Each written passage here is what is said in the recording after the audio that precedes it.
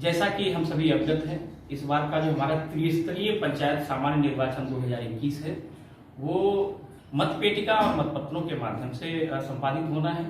ऐसी दशा में प्रत्येक कार्मिक को मतपेटिका कैसे खोलनी है, उसे मतदान के लिए कैसे तैयार करना है और लास्ट में उसको किस प्रकार सील करना है, इस प्रक्रिया को समझना बहुत ही महत्वपूर्ण है। जब आप इसकी टेक्निक को समझ लेते हैं तो इसे बड़े आसानी से खोल सकते हैं और बंद कर सकते हैं। जैसा कि आप जब मतपेटिका जो कि हमें सामान्यतः जिस दशा में मिलती है वो बंद की स्थिति में मिलती है और ये ऊपर से हमको कुछ इस तरह दिखाई देती है कि इसमें एक पत्ती एक तरफ को लगी हुई है और दूसरी मोबाइल पत्ती यहाँ भी लगी हुई है।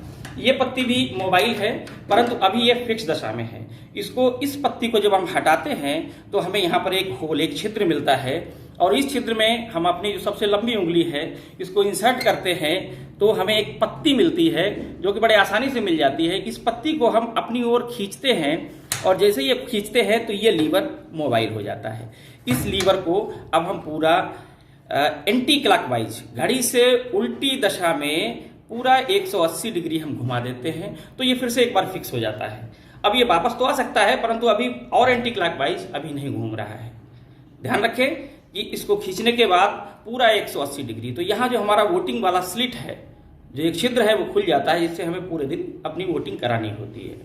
अब यहीं पर हम पुनः इसमें उंगली डालने के पश्चात इसी जो पत्ती है उसको फिर खींचते हैं और एंटी क्लॉकवाइज, घड़ी से उल्टी दिशा में लगभग 45 डिग्री जब हम इसको खींचते हैं तो हल्की कट की आवाज आती है और ये बॉक्स हमारा बड़ी आसानी से खुल जाता है।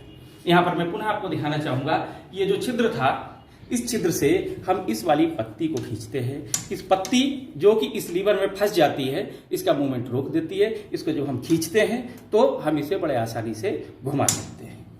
तो ये थी खोलने बंद करने की प्रक्रिया। इसको शॉर्ट में फिर से आपको समझाना चाहेंगे हम एक बार कि ये सामान्यतः हमें इसको यदि हम बंद करने के बाद राइट में इसका मूवमेंट, यानी कि घड़ी की दिशा की सुइयों की दिशा में ये अपने आप होता है और इस तरह ये बंद हो गई है। अब ये पेटी नहीं खुल सकती है तो यहाँ से हमें उंगली डाल के उस पत्ती को खींचना है।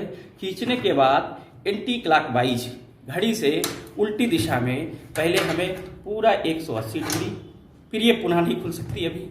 इसके बाद में हम फिर इसको एंटी क्लॉकवाइज, घड़ी से उल्टी दिशा में 45 डिग्री फिर घुमा देते हैं तो हल्की सी कट की आवाज आती है और ये बॉक्स हमारा खुल जाता है। अब हमें बॉक्स को मतदान के लिए तैयार करना है तो वहां पर जितने भी उम्मीदवार या मतदाता उपस्थित होते हैं उनको हम अवलोकन करा देते हैं कि इसके अंदर कुछ भी नहीं है, इसमें कोई मत पहले से अंकित नहीं किया गया है।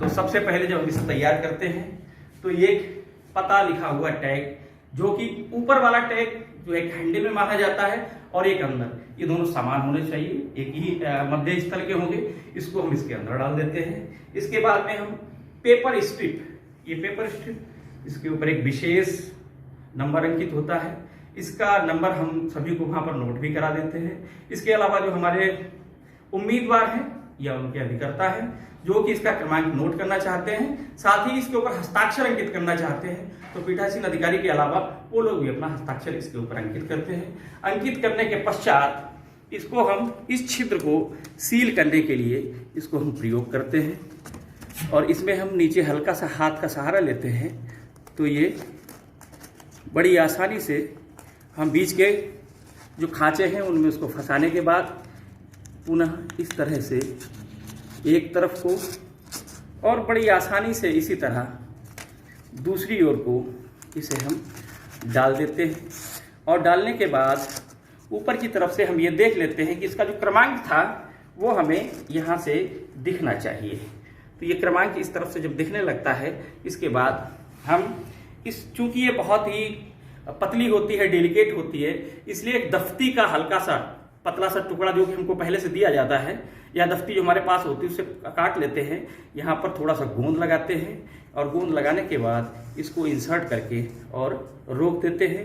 जो बचा हुआ हिस्सा है उसको हम वापस इन्हीं में फंसा देते हैं।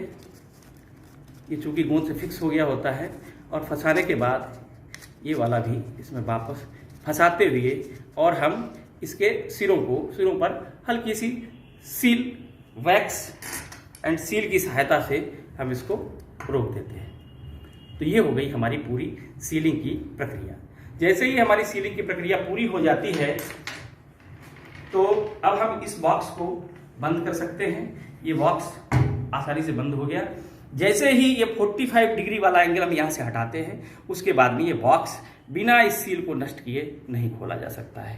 तो इसके बाद में हम इसको वापस क्लॉकवाइज घड़ी की दिशा में 45 वापस ले आते हैं। जैसे ही हम इसको वापस लाते हैं तो ये स्लिट जिससे हमें पूरे दिन वोटिंग करानी है वो हमारा छिद्र खुल जाता है और हम पूरे दिन इससे वोटिंग कराते रहते हैं। क्योंकि ये पत्ती अभी फिर राइट में अगर हम पूरी घूम जाती है तो ये स्लिट बंद हो जाएगी।